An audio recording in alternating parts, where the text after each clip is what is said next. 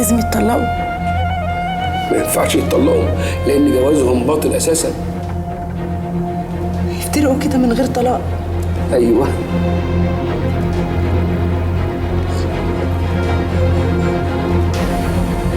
طيب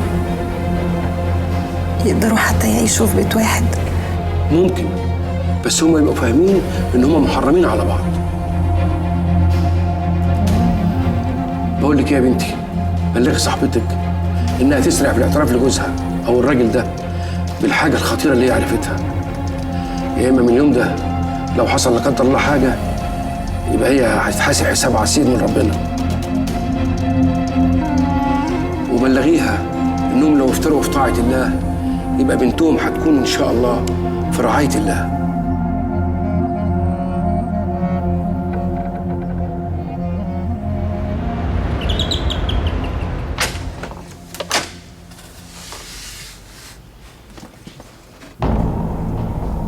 ما كنتش متخيلة إني ممكن أرجع لك تاني.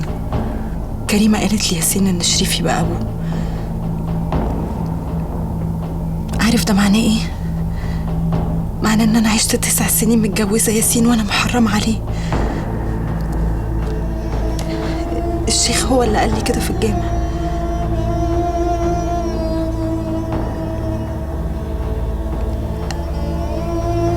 أنا اترددت كتير قبل ما أجيلك، بس حط نفسك مكاني. عايزة أي حاجة تثبت إن الكلام ده مش صح. كريمة كلامها غلط. شريف مش أبو ياسين، وأنا مش محرمة على جوزي.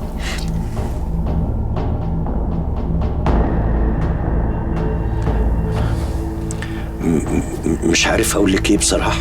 قولي الحقيقة. أنت صاحب شريف، يعني لو كان أبو ياسين كنت أنت اللي هتقوله مش هي.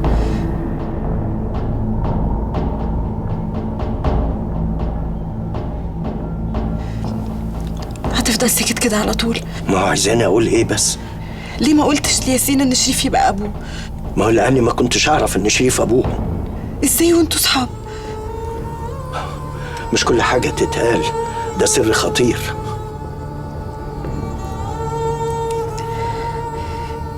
يعني ممكن يطلع شريف مش أبو ياسين؟ أنت بتتمني طبعا إنه ما يطلعش أبوه عشان ما تفتريش عن جوزك.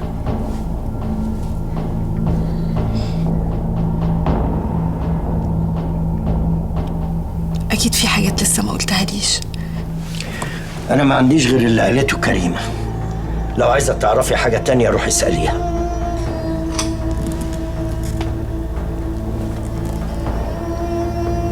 لحد ما أرجع لك تاني مش عايزة ياسين يعرف إن أنا جيت لك.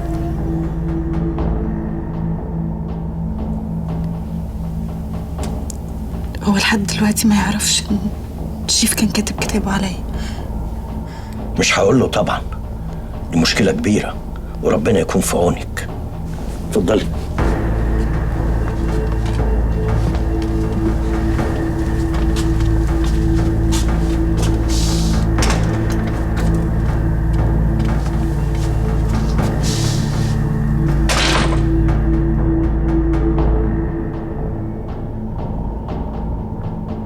بلغي صاحبتك إنها تسرع في الاعتراف لجوزها أو الراجل ده بالحاجة الخطيرة اللي هي عرفتها.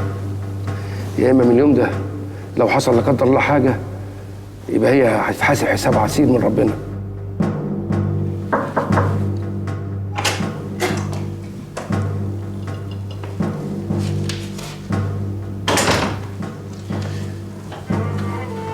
صفية قالت لي إن أنتِ خرجتي. أيوه. طيب كويس كويس إنك بقيتي أحسن وبدأتي تخرجي. أنا آسف لو كنت قلت حاجة ضايقتك. ما تزعليش مني.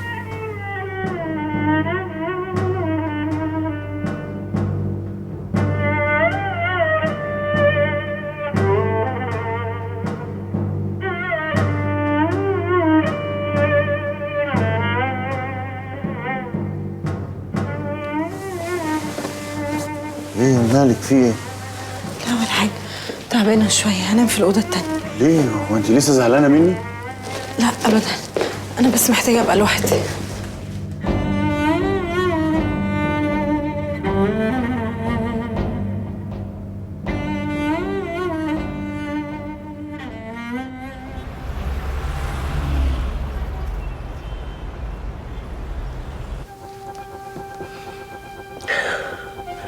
ليلى كانت عندي يا كريمة.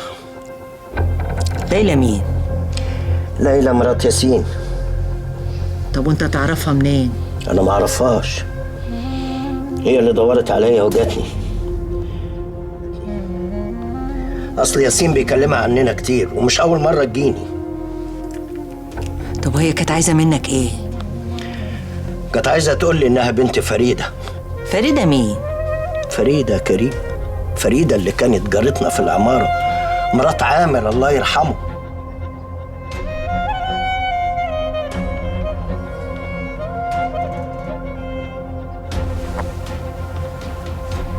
ليلى بنت فريدة تبقى مرات ياسين؟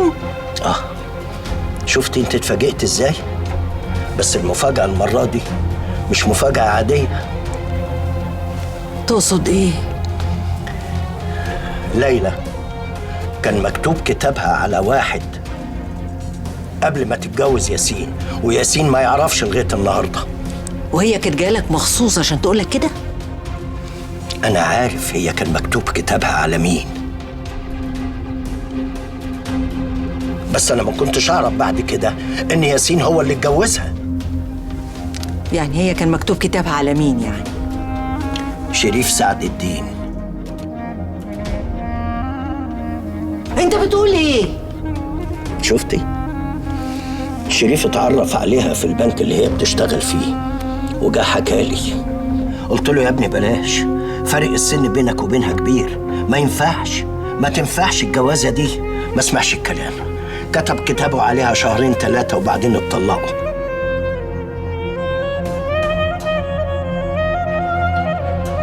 كل ده وانا معرفش انها بنت فريدي. يعني ليلى مرات ياسين عرفت انها كان مكتوب كتابها على ابوه؟ والشيخ في الجامع قال لها انت محرمة عليه، لازم تتفرقوا. ما كنتش اقدر اخبي عنك، يمكن لو كنت عرفت الحكاية دي يمكن ما كنتيش قلت لياسين ان شريف يبقى ابوه.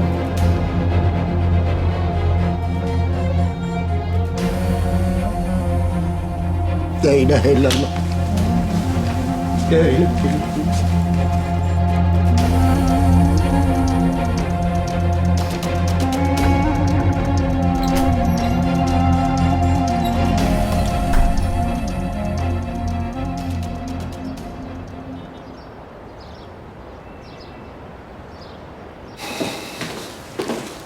هتتغدى هنا؟ ما افتكرش. خدي بالك، انا مش عايز ياسمين تقابل الولد ده من وراكي ولا حتى تكلمه في التليفون. حاضر. يلا مع السلامة. مع السلامة. السلام عليكم يا حاج. عليكم السلام.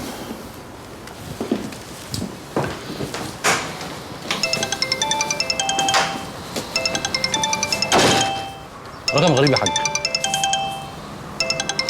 اسبقني انت على العربية. مين معايا؟ أنا واحد ما تعرفوش بس عايز مصلحتك. ياسين أخيرا عرف مين أبوه، طبعا لسه مخبي عنك. أنت كمان لو عرفت مين أبوه هتفهم ليه هو مخبي. مين؟ اتكلموا بسرعة. أبو ياسين هو المحامي شريف سعد الدين. عارف إنها مفاجأة بالنسبة لك، بس تقدر تروح لكريمة جارتك القديمة عشان تتأكد بنفسك. سلام.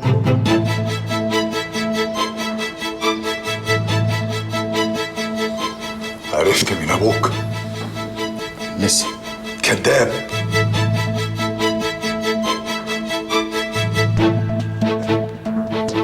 ابوك يبقى شريف سعد الدين.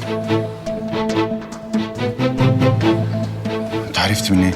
واحد ما اعرفوش كلمني على الموبايل. ايه؟ كنت فاكر انك هتقدر تخبي عني؟ لا بس انا لسه ما اتاكدتش. برضه كذاب. كريمه قالت لي انها اكدت لك كل حاجه. انت عرفت منين ان كريمه تعرف كل ده؟ برضه من التليفون اللي جاني. انت ليه خايف من الحقيقه؟ الكلب ده قبل ما يتقتل كان متفق معاك تخبي عني. لا انا ما عرفتش ان ابويا غير بعد ما اتقتل. كذاب. لو مش مصدقني عندك روح اسالها. لو كان لسه عايش كنت قتلته بايديا، بس ربنا سلط عليه اللي ينتقم لي منه. انت ليه بتنتقم مني انا؟ ليه مش عايز ترحمني وانت شايفني بدفع ثمن غلطه انا ما عملتهاش؟ الله اعلم انت من امتى تعرف ان ابوك، من قبل كريمه ولا من بعدها؟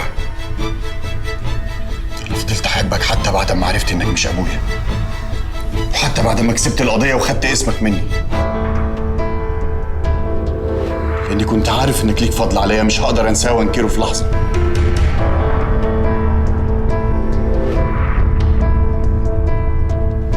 لكن كفايه قوي لحد كده. ارجوك ما تخلينيش اكرهك زي ما كرهتني.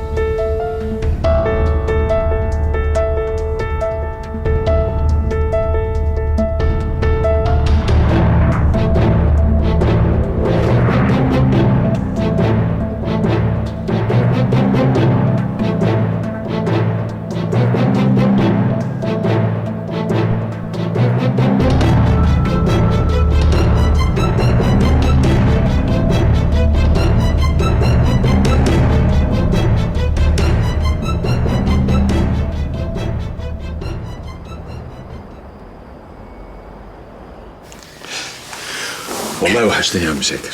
يعني انت سألت عني يا سعادل؟ حقك عليا معلش.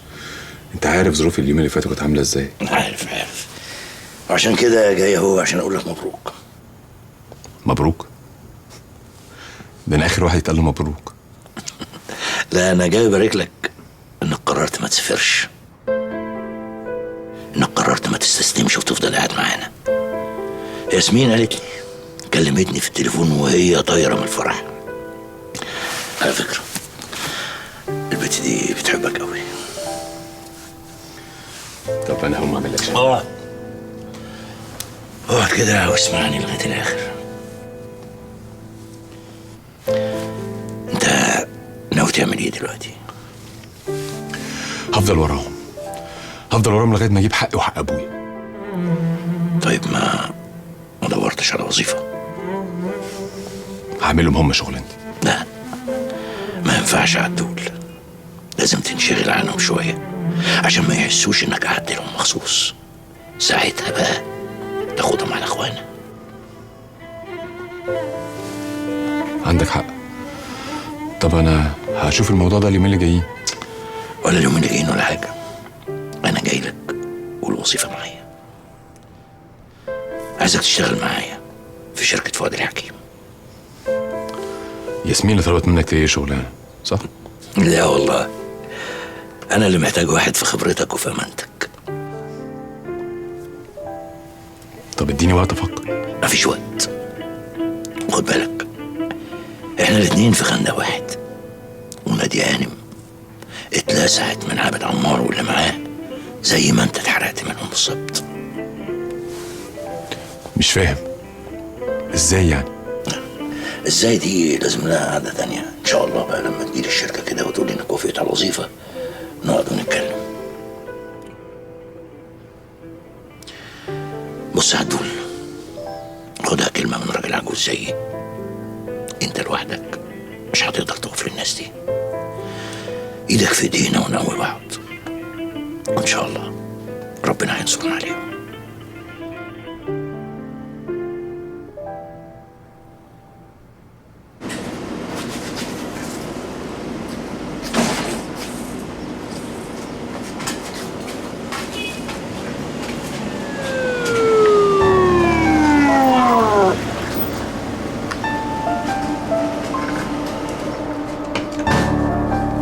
في ايه؟ انت ياسين مشاوي؟ ايوه انا معايا امر بالقبض عليك، اتفضل معانا.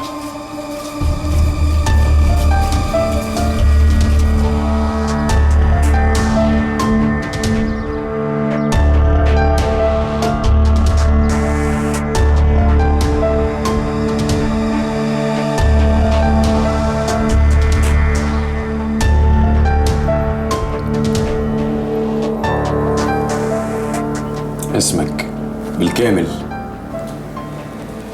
ياسين. لكن الباقي ما اعرفوش. ما تعرفوش ازاي؟ في رسالة من مجهول وصلت للشرطة بتقول إن أبوك يبقى المجني عليه شريف سعد الدين. وده السبب اللي خلاهم يقبضوا عليه؟ وليه أنكرت في البداية إنه يبقى أبوك؟ لاني ما عرفتش انه ابويا غير بعد ما مات. إمتى؟ عرفت إمتى؟ من 3 ايام. طبعا لازم تقول كده. ما بكدبش، انا بقول اللي حصل. أنت قلت في تحريات الشرطة إنك رحت له علشان تعرف منه مين أبوك بعد ما كان بيتهرب منك. ايوه حصل. طبعا بعد ما عرفت واجهته. انا قلت قبل كده اني ما عرفتش غير بعد ما مات. ولما واجهته أنكر إنه أبوك. قدمت له المستندات اللي معاك، برضه ما رضيش يعترف بيك، فاضطريت تقتله. لا طبعا ما حصلش. كنت جاي تحاسب شريف على اللي فات. حبيت يعوضك عن كل اللي أخده منك صابر المنشاوي بعد ما عرف إنك مش ابنه. انا قلت لحضرتك ما اعرفش انه ابويا غير بعد ما مات، وبعدين ايه مصلحتي في اني اقتله؟ مفيش ابني بيقتل ابوه. لا بتحصل وحصلت كتير، خاصة لما يبقى الابن حاسس إن أبوه ظلمه ومش عايز يديله حقه. هو فعلا ظلمني، لكن اللي قتله ظلمني اكتر منه، لانه قتله قبل ما اعرف منه اللي مش هقدر اعرفه دلوقتي. أنت المتهم الوحيد. لغاية دلوقتي محدش له مصلحة في قتل شريف سعد الدين غيرك. لا طبعا انا ما قتلتوش وماليش اي مصلحه في قتله. وقد قررنا نحن عمرو مندور رئيس النيابة حبس المتهم 15 يوما على ذمة التحقيق ويراعى التجديد.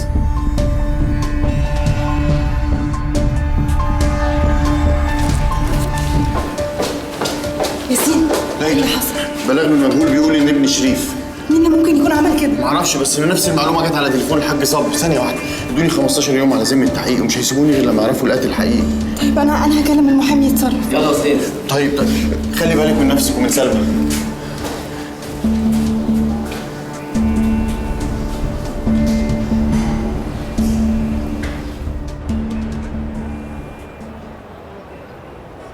اهلا يا استاذ عادل. الاستاذ شاكر كلمني كتير قوي عنك. وكلمنا عن حضرتك أكتر. طيب قال لك الشغل عندنا في الشركه صعب قد ايه؟ ريان، انت هتخوفيه من الاول ولا ايه؟ لا ابدا، بس عايزاه يستعد. تقلقيش حضرتك، شغلي مع صابر المنشاوي ما كانش فيه أصعب منه، واللي شفته بعد ما سبته ما أقدرش أحكي لك عنه.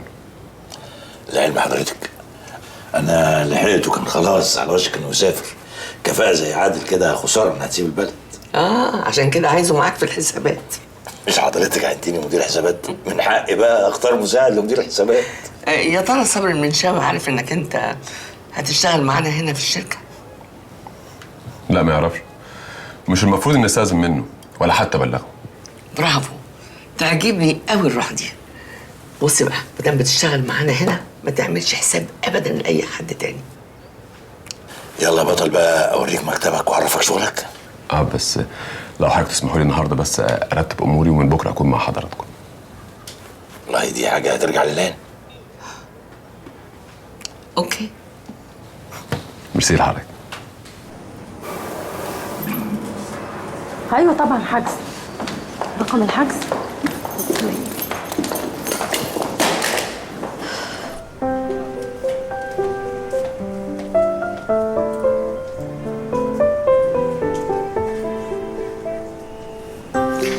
جهاد سليم فداكي، بس تجيبي له جراب عشان ما يحصلش كده تاني.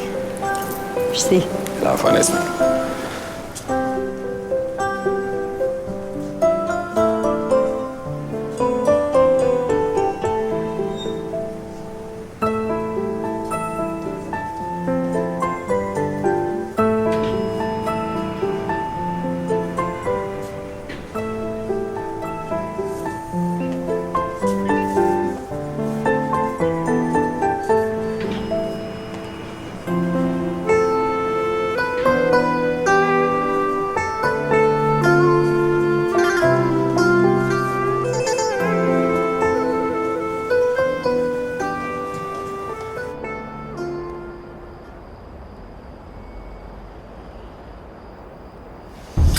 فين؟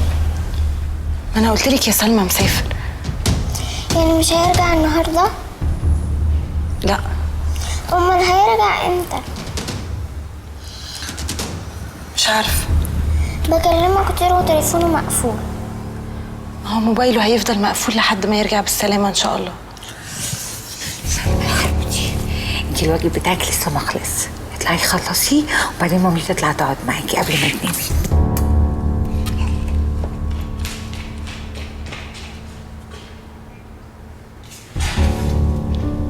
قلبها حاسس ان في حاجه غلط.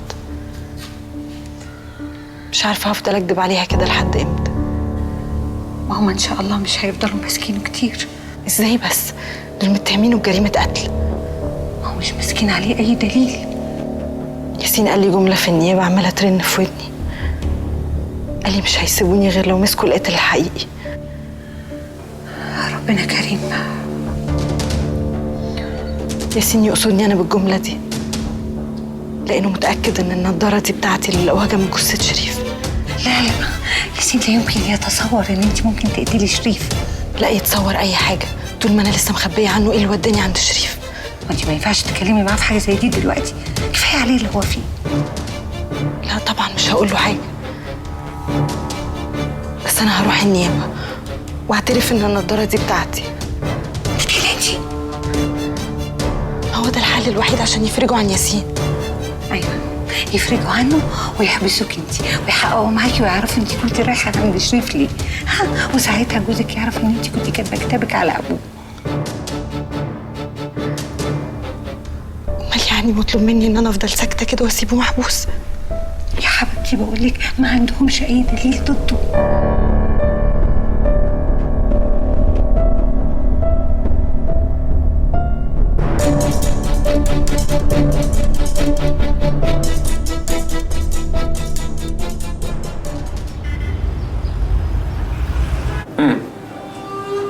كانت ايه علاقتك بالمجني عليه شريف سعد الدين؟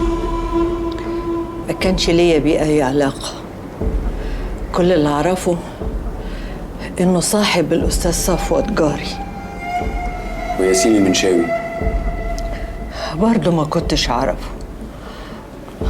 اصل ابوه قصدي الاستاذ صابر ساب العماره من سنين طويله وياسين كان لسه عيل صغير. وامتى كانت اول مره تشوفيه وهو كبير؟ لما جاني البيت يدور على ابوه الحقيقي. وحضرتك كنت عارفه مين ابوه الحقيقي؟ ايوه. منين؟ من امه الله يرحمها رجاء، كانت صديقتي وكل سرها كان معايا. وانا سبت ورقه لياسين تثبت ان شريف هو ابوه. وطبعا ياسين اول ما شاف الورقه دي وعرف ان شريف يبقى ابوه جري عليه وواجهه. شريف اتنكر له، ياسين اضطر يقتله. لا يا فندم ما حصلش. انا ما اعترفتش لياسين ان شريف هو ابوه غير بعد شريف ما مات. انت بتقولي كده علشان تنقذي ياسين؟ لا انا بقول الحق. ياسين ما عرفش ان شريف هو ابوه غير بعد شريف ما اتقتل. وانت ليه ما قلتيش الكلام ده لياسين اول ما جالك؟ والله بقى انا اتفاجئت بمجيه. ما كنتش فاهمه ان السر اللي مات من سنين هيصحى تاني بعد العمر ده كله. كنت فاكره انه مات بموت رجاء. عايزه تفهميني انك ما قلتيش لياسين وخبيتي عليه علشان بس فاجئك؟ عشان استر على رجاء الله يرحمه. انا لازلت مصره على ان الست دي مجني عليها مش مجرمه. وايه اللي خلاكي تقولي لياسين بعد ما مات شريف؟ ما كنتش عارفه اعمل ايه. صعب عليا، حرام يبقى عايش في الدنيا ومش عارف مين ابوه. قلت يمكن لما اقول له ان شريف هو ابوه وشريف مات خلاص بقى هيبطل يجري ورا سراب ويجري ورا حد ملوش وجود. انت هتوقعي دلوقتي على شهادتك، لو تحرياتنا اثبتت ان فيها اي كذب هتتحاسبي عنه وهتبقي سترتي على مجرم. انا ما بقولش الا الحقيقه.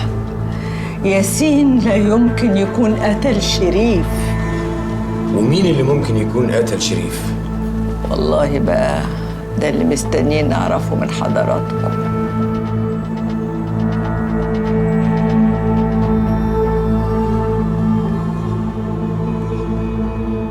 قريت جريدة النهارده يا بابا؟ ياسين في مشكلة كبيرة قوي. هو اللي جابها لنفسه. يا بابا انا عمري ما اصدق ان ياسين ممكن يقتل، وخصوصا لو ثبت ان شريف ده فعلا يبقى ابوه. الله اعلم الحقيقه فين. انت يا بابا كمان ما تصدقش ان ياسين ممكن يقتل. بعد اللي حصل ممكن اصدق اي حاجه. انا يعني كان ممكن اصدق ان ياسين يطلع مش ابني. مش ابنك ومش اخويا، بس برضه هيفضل ياسين اللي اتربى في حضنك 35 سنه يا بابا. غريبه زي ما تكون ما حبيتوش، بس ده بعد ما عرفت انه مش اخوك. انا حبيته لما عرفته على حقيقته يا بابا، وبصراحه بقى صعبان عليا قوي من كتر المشاكل اللي بتحصل له هو ملوش ذنب فيها. انا بعد اذنك هبقى اروح ازوره في النيابه.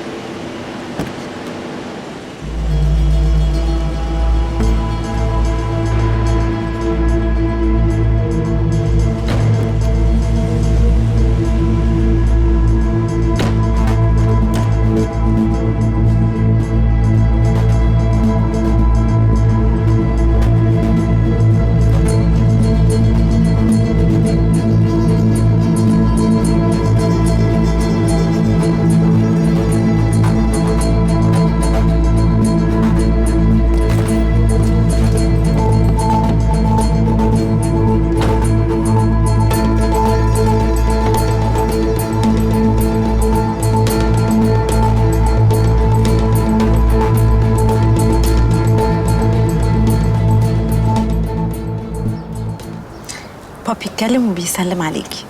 وليه ما خليتنيش اكلمه؟ عشان كنتي نايمة. مش هيتكلم تاني؟ أكيد هيتكلم، لما يتكلم هديهولك على الموبايل. يا رب يتكلم وانا صاحية. يا رب. مين ده يا ماما؟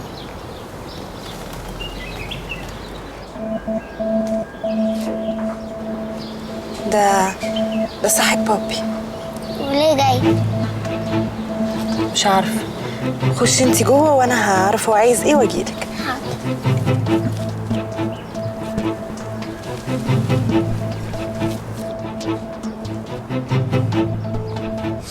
خليه يتفضل يا عم عطية.